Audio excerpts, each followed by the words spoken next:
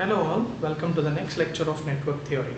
So in the previous lecture, we have discussed about what is a two-port network and what are the types of the two-port networks. So in this lecture, we will be discussing about the characteristics of symmetrical network and asymmetrical network. So let us start. So first, characteristics of symmetrical network. So in the previous lecture, we have defined what is a symmetrical network. So I'll repeat the definition again. So a symmetrical network is one in which so in which the characteristics of the network will remain same. Okay, that is the characteristics in the sense voltage, current or impedance of the network will remain same even if the orientation, that is, so for example, if this is the input port, this is the output port. So in this manner I calculate the characteristics. Now again, if I interchange this, now this is the input port, this is the output port. So if I measure the characteristics again, then the characteristics I obtain in the second case should be same as that of the one obtained in the first case.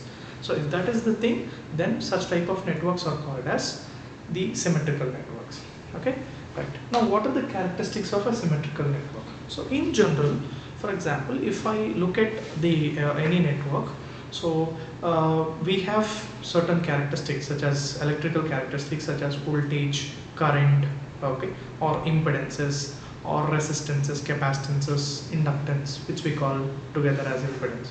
These are the things that are of importance when we are discussing about lumped circuits or the circuits of small size.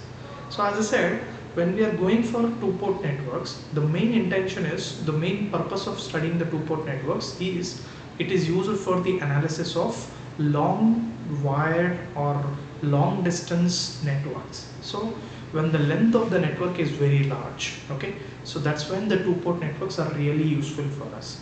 So in such cases, when we are discussing about very long two networks, okay, so these parameters such as voltage or current or any impedances, okay, so even after knowing them, then the directly, okay, the values, if even if we know them directly, then they are of very little use. Okay, so they don't talk about the characteristics of the network much. Okay, whereas so we need certain parameters that can give the direct or the direct idea about the characteristic parameters. Okay, so parameters that give the direct idea about the network. Okay, so we need such parameters. Okay, so there are two such parameters for a symmetrical network. Okay, in case of a symmetrical network, we have two such parameters. Okay, so what are those? The first parameter is the characteristic impedance.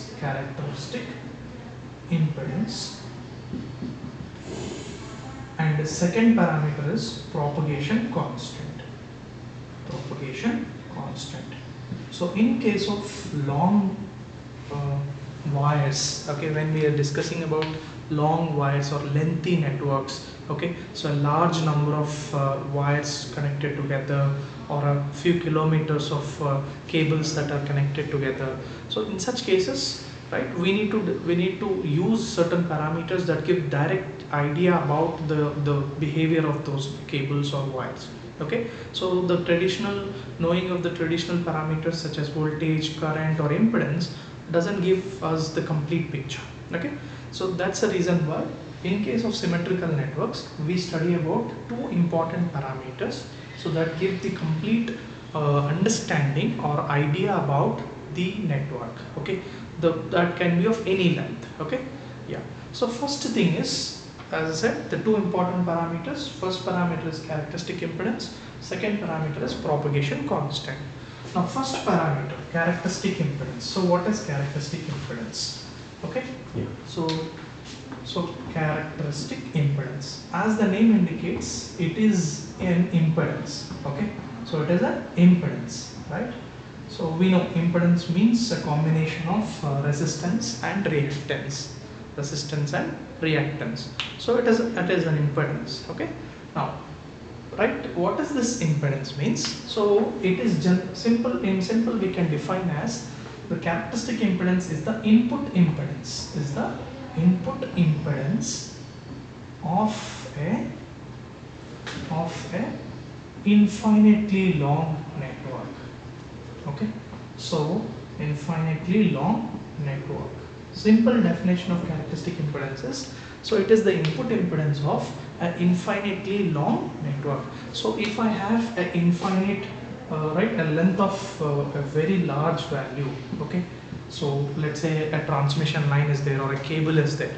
So the length of this cable is very large. Okay, let us say length of the cable is very large. Okay, or right, let us say the it's of very large distance. Okay, so in this case, right, whatever the input impedance I measure between these 2 points, okay, is what we call it as, okay, this Zin is called as Z0. Zin is called as Z0.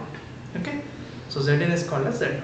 So Zin is nothing but the input, right? Z0 is nothing but the input impedance of a infinitely long, right, network. Okay, or we can also define, this is a simple definition, right?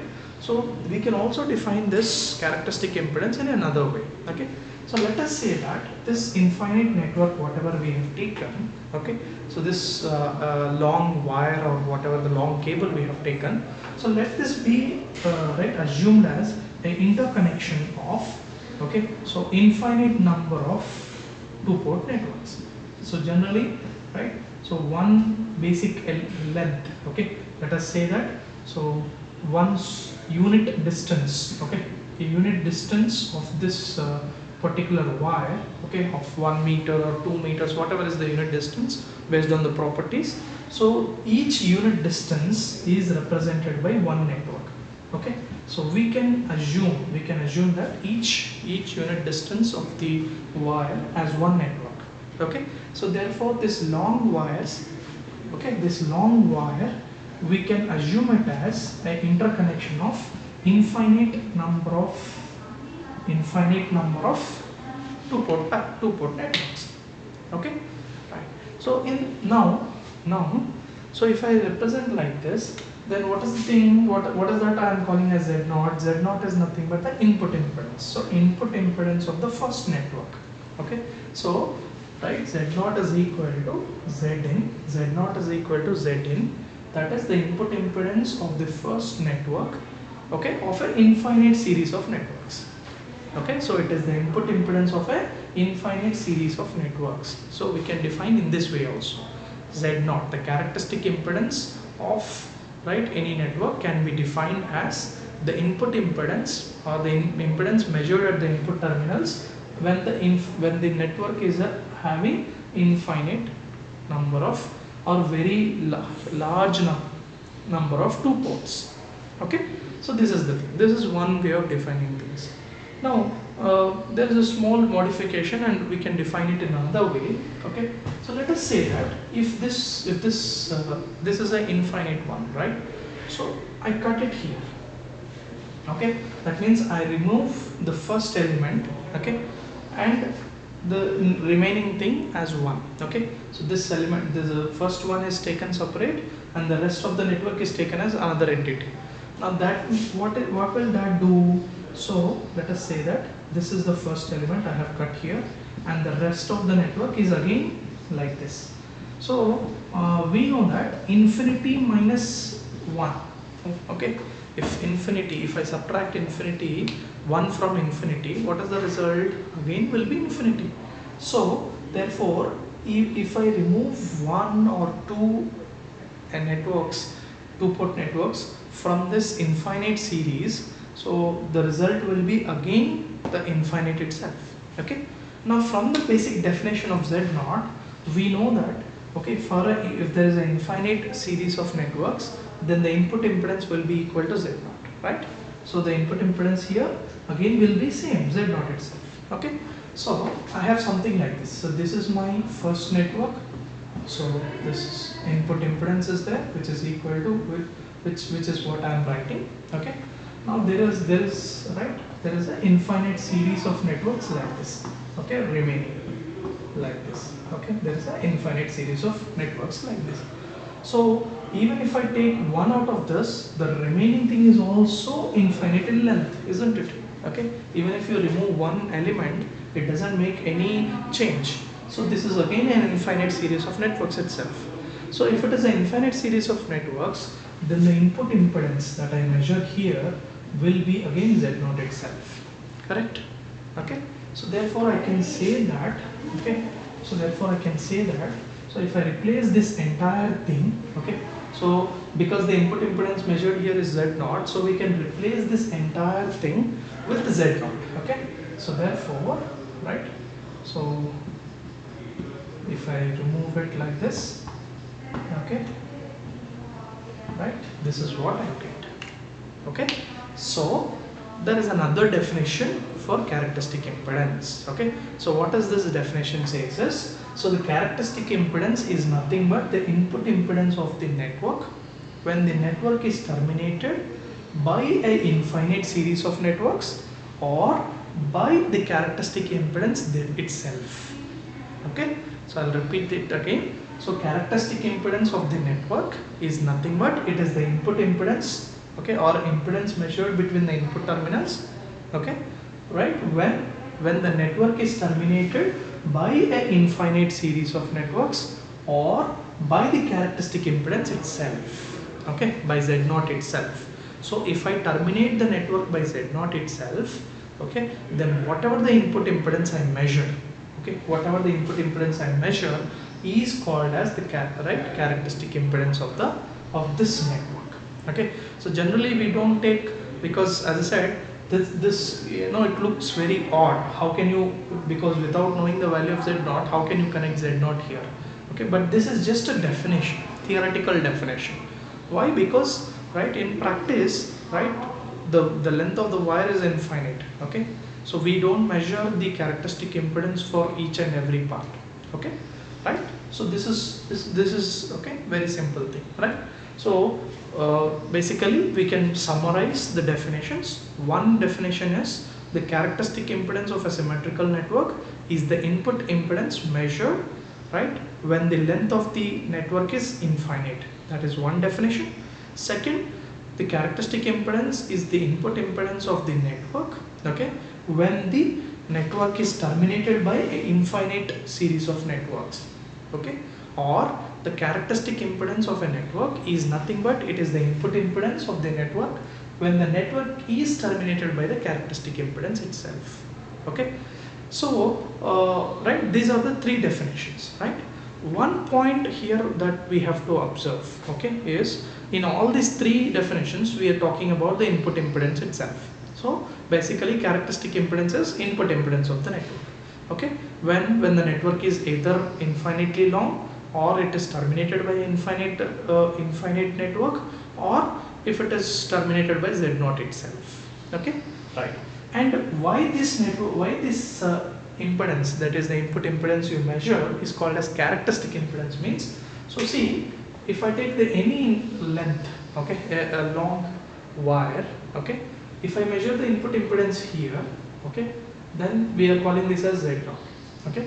Let's say I cut this wire here and measure the input impedance here, again this will also be called as Z0 itself, okay, because this is infinite, isn't it, okay. So if I cut it here, again if I measure the input impedance, it is called as Z0, okay. That means if the length of the wire is very large, okay, if the length of the wire is very large, then whatever the impedance, okay, whatever the point I take, okay, on this wire, on the entire length of the wire, wherever you take, the input impedance will be always same, okay, right, irrespective of the length of the wire. Generally we say that the impedance depends upon the length, okay, but here that is not the case, okay.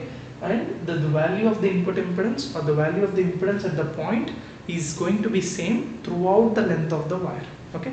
That is the reason why this is called as characteristic impedance. It is called as characteristic impedance, okay. Why? The reason is this, right.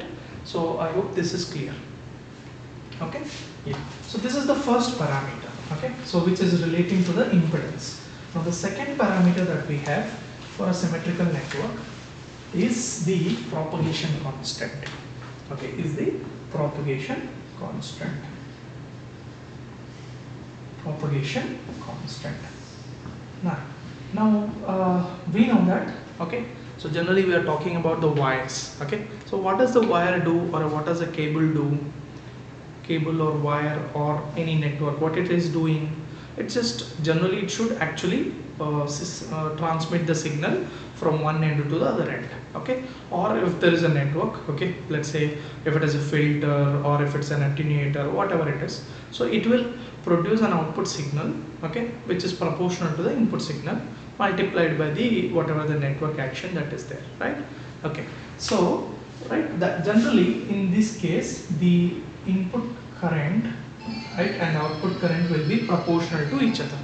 Okay, so the output current I naught will always be proportional to the input current. Okay, so in all these cases, right, in all this, because we are talking about passive elements, okay, so all of them are linear, right, so therefore definitely the output current will be a function of input current itself. I naught will be proportional to I.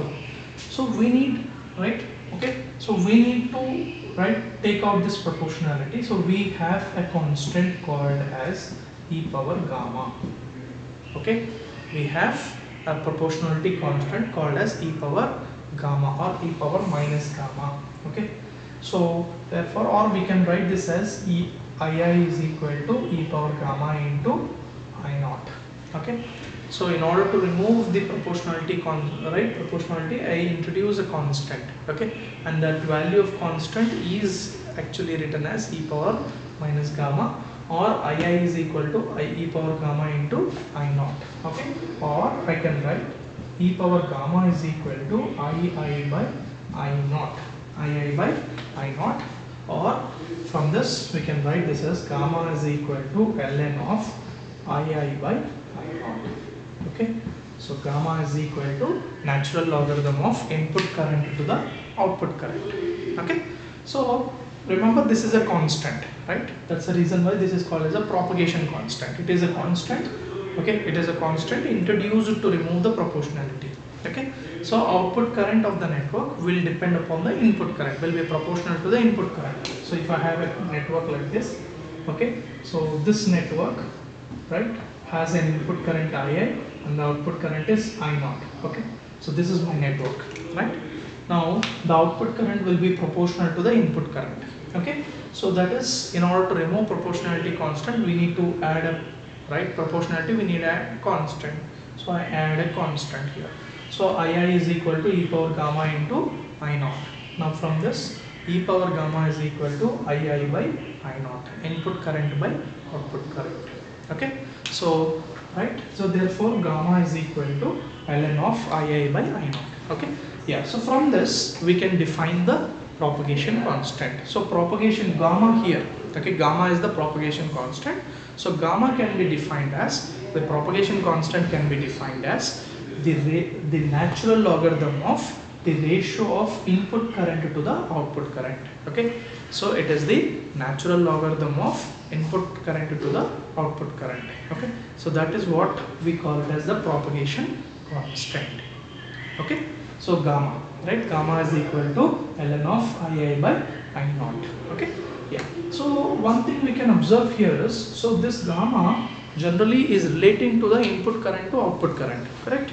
So it is telling you what is the input current you are giving and what is the output current I am getting, okay, for a network, right? So indirectly it is referring the action of the network. Okay, what does this right network doing? So gamma will tell us, right? So when this, right, gamma will tell us what the network is doing when the signal is propagating through it. Okay, that's the reason why it is called as propagation constant. Okay, so because it is telling you, right, gamma is telling you basically what the network is doing when the signal is passing through it.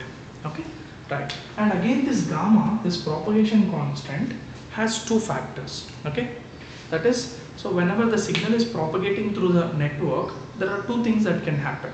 Okay, so what are the two things? One is the amplitude of the signal can reduce, amplitude of the signal gets decreased, that is one thing. Second is its phase, that means it can get delayed or the frequency can get changed. Okay, so there are two things that can happen when the signal is going through the network. Okay, and these two things are represented by gamma.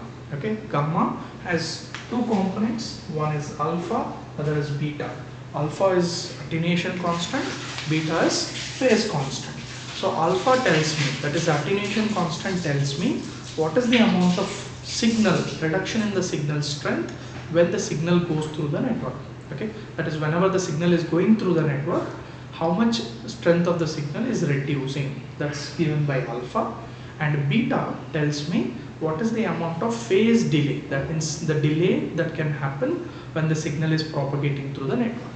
Okay, so these two are represented by, right, like this, and generally we write gamma is equal to alpha plus j beta. So this is the expression. Okay, so gamma is equal to alpha plus j beta, where alpha is called as attenuation constant and beta is called as phase constant. Alpha is called as attenuation constant, beta is called as phase constant. Okay, generally alpha represents the magnitude of gamma and beta represents the phase angle of the gamma. Okay, beta is representing the phase angle or the phase of the gamma. Okay, so this is the concept related to the propagation constant. Okay, so in all, propagation constant, if you look at the definition is, so propagation constant is equal to the natural logarithm of input current to the output current of a network. Okay, so it is measured like this: gamma is equal to ln of Ai by I naught. Right, first point. Second point is, now what is the physical significance of gamma? So gamma will tell us, right, gamma will tell us what is the impact of the network on a signal when the signal is propagating through it. So when the signal gets propagated through it or when it is passing through it, so what is the change that happens or that occurs on the signal is indicated by this gamma. Okay, gamma, right? Third point, gamma has two components. What are the two components? Attenuation constant and phase constant. Attenuation constant is represented by alpha and it tells you what is the amount of signal reduction that can happen. Okay, so whenever the signal is propagating through the network, two things can happen. One, the amplitude of the signal can reduce, that is indicated by alpha, and second, when the signal is propagating, it gets delayed. Okay, that is represented by the phase constant beta. Okay, so therefore when we put together we get the gamma value, right? So these are the two important characteristic parameters of the symmetrical network. Okay, so one is the characteristic impedance, other is the propagation constant. So if I know these two values, that is if I know the characteristic impedance and the characteristic impedance and the propagation constant of a symmetrical network, then I can tell what is the right role or what is the action performed by the symmetrical network, how does it behave, and by using these parameters we can also construct different types of symmetrical networks for various applications. Okay, so this is about the characteristic parameters of the symmetrical networks. So in the next lecture we will be discussing about the characteristic parameters for asymmetrical networks. Thank you.